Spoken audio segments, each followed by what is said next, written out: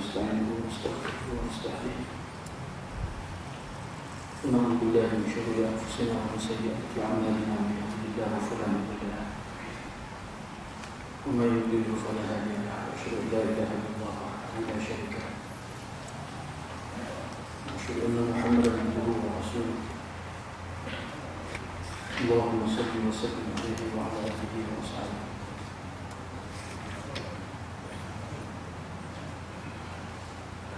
Assalamualaikum warahmatullahi wabarakatuh.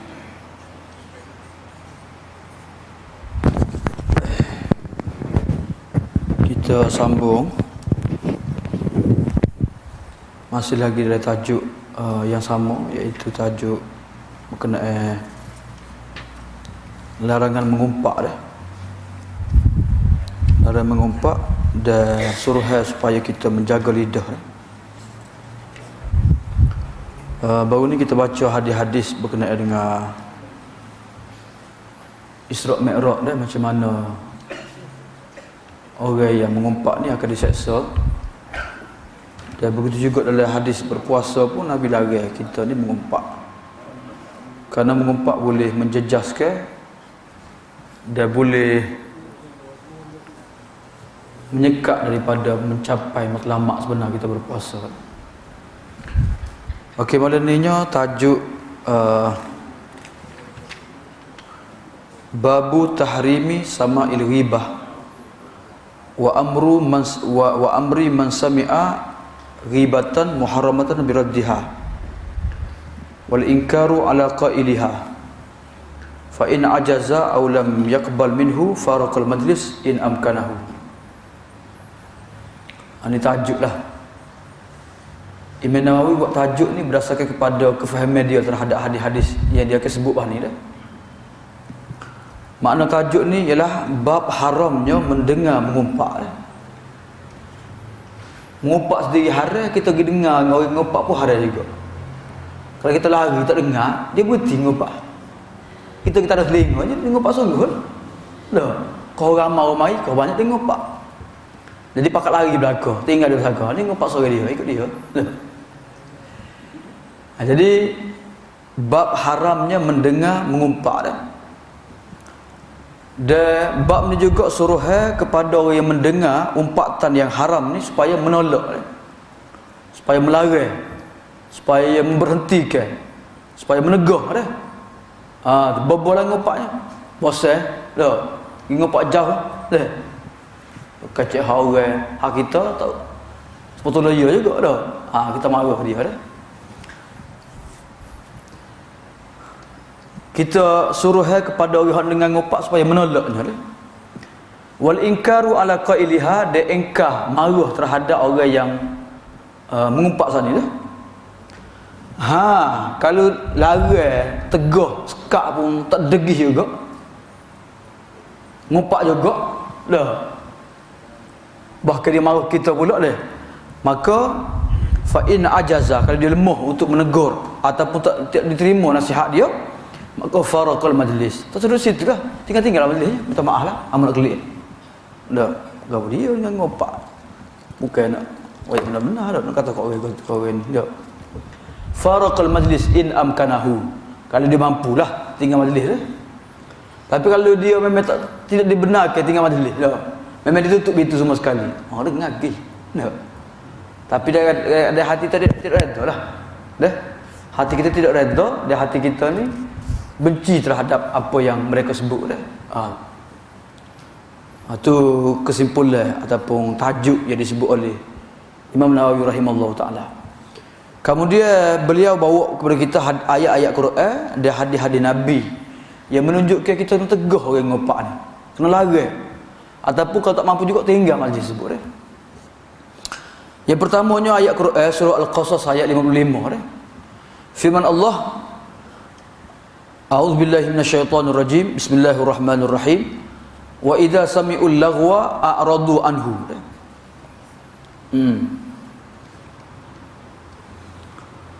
Wa idza sami'ul laghwa a'radu anhu.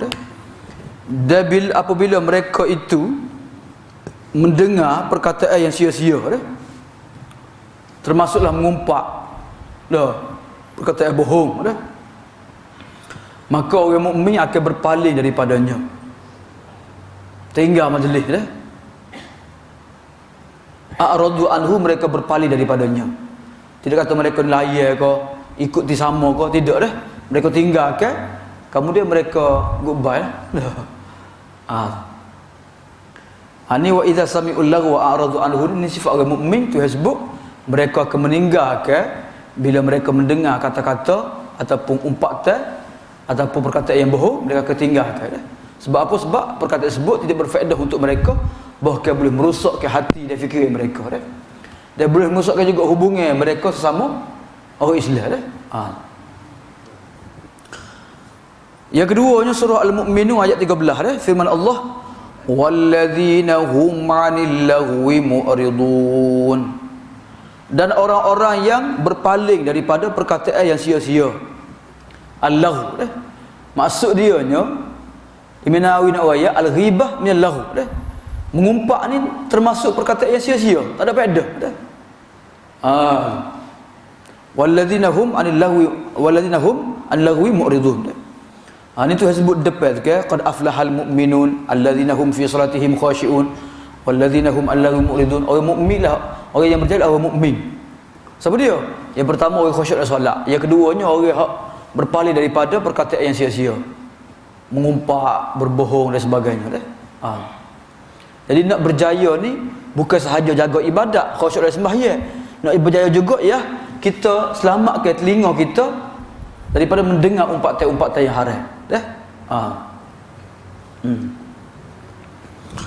Kemudian seterusnya ayat yang ketiga. Ayat ketiga ni tu baca dah dari awal tak di bab sebelum ni dah. Tengok ayat keempat dah. Wa idza ra'aital ladzina yakhuduna fi ayatina fa'arid 'anhum hatta yakhudu fi haditsin ghairi wa imma yunsiyannaka syaitanu fala taq'ud ba'da dzikra ma'al qaumil zalimin. Dan apabila kamu melihat orang-orang yang berbicara terhadap ayat-ayat kami dah, orang musyrik yang dia komen, ya dia tak setuju dengan ayat-ayat Tuhan ni dah, Allah sari dua ni teruk benar. Orang duk buruk ke Ustaz Azhar itu dah adalah. Siapa dia tak tahu lah. Ambo nak nyopos juga, tapi kak kok dia nyopos tak ada. Dia mari surat gambar Ustaz Azhar dulu dengan 3 orang bini dia. Pada dia nyapu, pada tunjuk Ustaz Azhar dulu ada janggut, pada tu marah dia menyamuk ke janggut dengan kambing lah, inilah Allahu akbar, teruk semua lah. Dia kecil tu sebenarnya dia buruk Islam lah. Mana sah? Dari Islam pun nikah 3 nikah 4 ikut dia, nikah 3 4 pun dah mundur zina tu apa? Dah. Kena. La haula wala quwata illa billah. Jadi inilah nak rakyat ngopak ni teruk ngopak ni sah. Tu terang-terang tu. Bukan setakat ngopak tu, dah terbuka dah. Jadi ni semua sekali ni satu perbuatan yang tidak patutlah. Wa idza ra'aital ladzina yakhuduna fi ayatina, dan apabila kamu melihat orang yang berbicara terhadap ayat kami, maksudnya mereka menuduh, memburuk-burukkan, komen, tak setuju dengan ayat Tuhan, maka berpalinglah kamu daripada mereka. Sehingga mereka tukar topik lain, hatta yakhudu fi haditsin ghairi, sehingga mereka bercakap, mereka tukar topik yang lain, tajuk lain dah. Wa imma yunsiyannaka syaitanu, dia jika sekiranya syaitan melupakan kamu sehingga kamu terlalai juga, terdengar juga, dia terikut-ikut juga dengan perbualan mereka, perbicaraan mereka, maka lepas pada kamu ingat, bolehlah kamu duduk bersama-sama dengan orang zalim dia. Lepas pada kamu ingat dia. Maksudnya orang yang berbicara terhadap ayat Tuhan dengan cara tidak sebenar, maka orang ni orang zalim dia. Jadi termasuk juga orang yang mengumpat lah. Dah. Orang ni orang zalim, orang yang melakukan dosa besar dah. Orang yang dosa besar ni zalim lah. Jadi Tuhan larang kita jangan duduk. Kalau kita terlupa kak, tak ada arah lah. Kita bangun cepat-cepat, kita tinggalkan majlis tersebut. Tu ayat-ayat Quran yang menyuruh kita, yang memerintahkan kita supaya meninggalkan atau berpaling daripada mendengar umpatan-umpatan atau perkataan yang bohong dah sia-sia dah. Kemudian hadis Nabi wa an Abi Darda radhiyallahu anhu anin Nabi sallallahu alaihi wasallam qala man radda an irdi akhihi raddallahu an wajhi an-nar yaumal qiyamah rawahu at-Tirmidzi wa qala haditsun hasan. Hadis riwayat daripada Abu Darda radhiyallahu anhu daripada Nabi sallallahu alaihi wasallam dah. Tajuk mengumpat dia, tajuk mengumpat berkenaan dengan larangan. Belakang tajuk baru. Daripada Abu Darda radhiyallahu anhu, Nabi sallallahu alaihi wasallam sabda, "Man radda an irdi akhihi." Sesiapa yang mempertahankan, melindungi maruah saudaranya, nescaya raddallahu an wajhi an-nara. Tuhan akan lindungi mukanya daripada azab neraka dah. Bila? Pada hari kiamat dah. Sabda Nabi sallallahu alaihi wasallam, sesiapa yang mempertahankan dan melindungi maruah saudaranya, maka Tuhan akan pertahankan dan lindungi daripada mukanya api neraka pada hari kiamat nanti dah. Hadis riwayat Tirmizi, David Tirmizi kata hadis ni hadis hasan dah.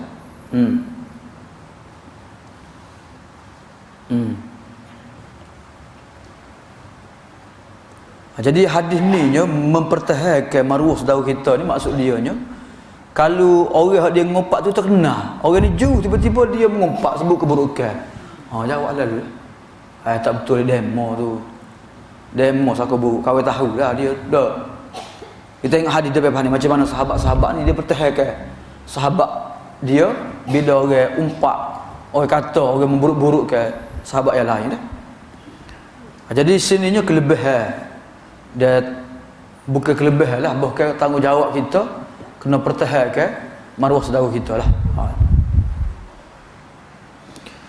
Hadis yang kedua tajuk ni juga wa an Itban ataupun wa an Utban bin Malik radhiyallahu anhu fi hadithihi at-tawil al-mashhur alladhi taqaddam fi bab ar-raja qala qama an-nabiy sallallahu alaihi wasallam yusalli fa qala aina Malik bin Dukhshum fa qala rajul dhalika munafiq la yuhibbu Allah wa la rasulah. فقال النبي لا تقل ذلك ألا تراه قد قال لا إله إلا الله يريد بذلك وجه الله وإن الله قد حرم على النار من قال لا إله إلا الله يبتغي بذلك وجه الله متفق عليه.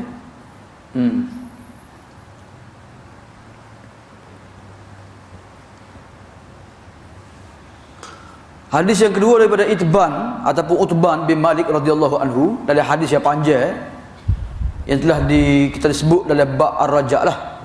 Kita tak baca lagi, saya nak bab ar-raja lah. InsyaAllah lah habis bab ni kita akan start awal semula dah. Ar-raja bab depan, buat ni bab belakang dah. Moga kita start sini ke tengah dah. Daripada Itban katanya Itban, Nabi bangun sembahyang dah. Sudah sembahyang ni, Nabi sembahyang sunat pergi rumah orang ni. Orang jemput Nabi pergi rumah sahabat Nabi semaya sunat 2 rakaat. Lepas semaya, sahabat-sahabat Waalaikum belakang. Nak makan ramai-ramai. Jadi Nabi pun tanya, mana Malik bin Dukhshum dah? Gimana dia Malik bin Dukhshum dah? Lalu berkata seorang lelaki dah. Dia kata, wahai Rasulullah, Malik tu seorang yang munafik. Dah. Tu tak mari malam ni tu. La yuhibbullah wa la rasulahu. Dia tidak mencintai Allah dan Rasul dah. Dia tu munafik dah. Pura-pura beriman. Maka Nabi sendiri jawab dan mempertahankan Malik bin Dukhshum. Nabi kata, la taqul zalika. Jangan kata gitu. Tahu mana dia munafik? Tengok. Nabi sendiri jawab saya, la taqul zalika. Jangan kata gitu. Ala tarahu, tidakkah kamu melihatnya penuh mengucapkan la ilaha illallah? Dia ikhlas mengucapkan kalimah la ilaha illallah dah. Yuridu bidzalika wajh Allah dah. Dan sesungguhnya Allah mengharamkan ke atas neraka orang yang mengucapkan la ilaha illallah dalam keadaan dia ni mencari dengannya wajah Allah, ikhlaskan Allah dah. Dalam hadis ni Nabi sendiri yang mempertahankan Malik bin Dukhshum. Nabi sendiri royak dia ni ikhlas, dia bukan munafik dah. Bahkan Nabi sebut lah orang yang mengucap la ilaha illallah dengan ikhlas ni, maka apa dia? Tuhan haramkan dia daripada azab api neraka dah. Jadi dalam hadis ni Nabi sendiri mempertahankan seorang sahabat iaitu Malik bin Dukhshum dah. Jadi kalau kita mengenali seseorang yang diumpat depan kita, maka kita jawab balik, kita tolak dah, kemudian kita royaklah ke dia dah. Mungkin kita lebih tahu terhadap orang yang diumpat dah. Kena saya apa ngumpat ke dia, kita lebih kenal dia dah. Sebab orang kita ni dia kadang-kadang mudah berburuk sangka dah, mudah buat andaya dah. Itu dia kata dia mengumpat. Okey, hadis yang kedua dah, yang ketiga dah.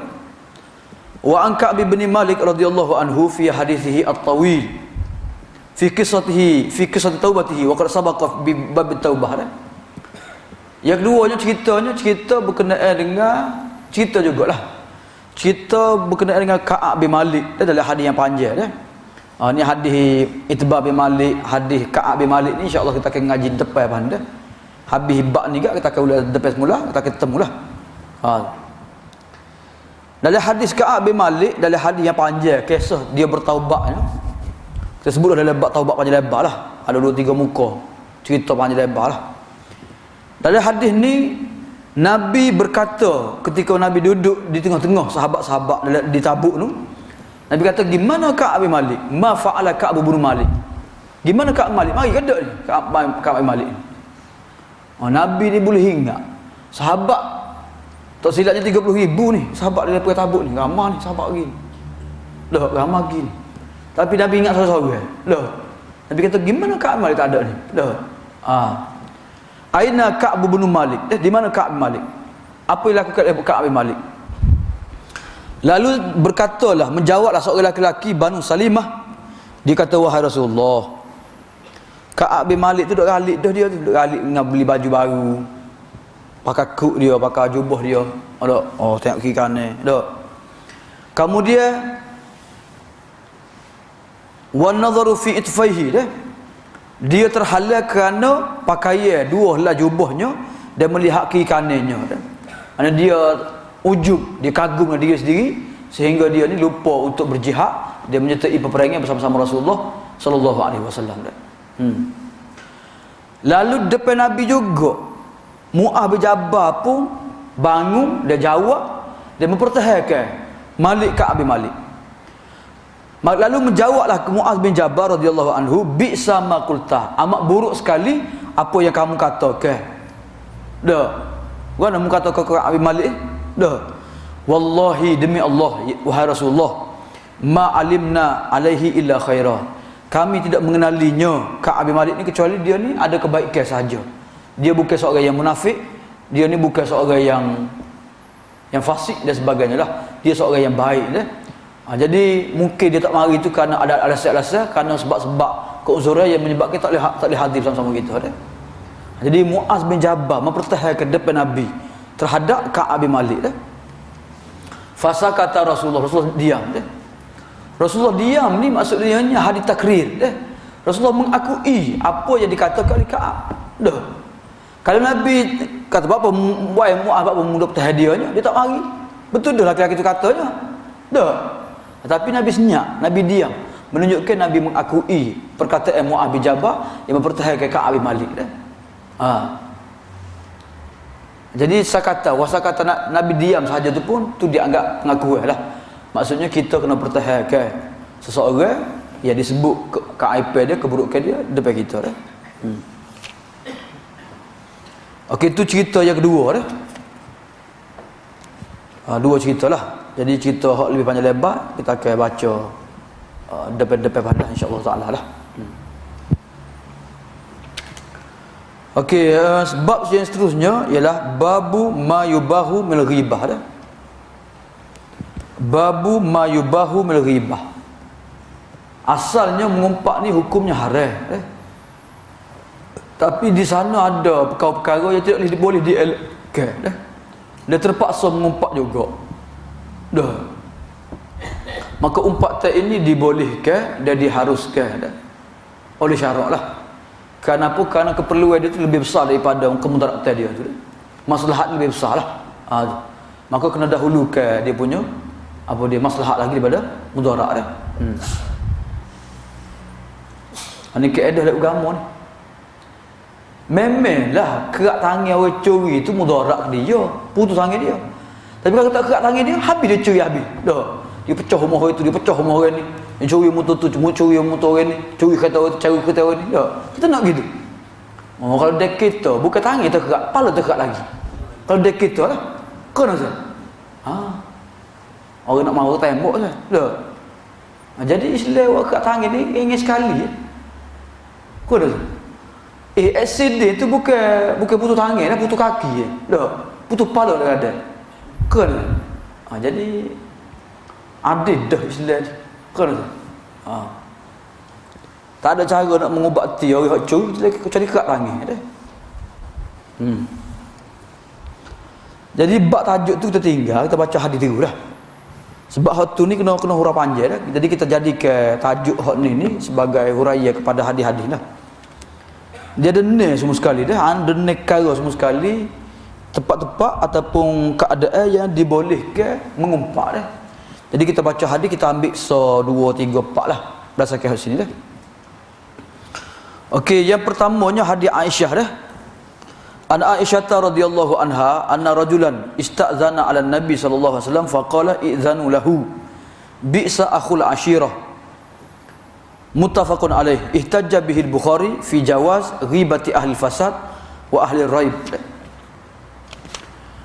Daripada Aisyah radhiyallahu anha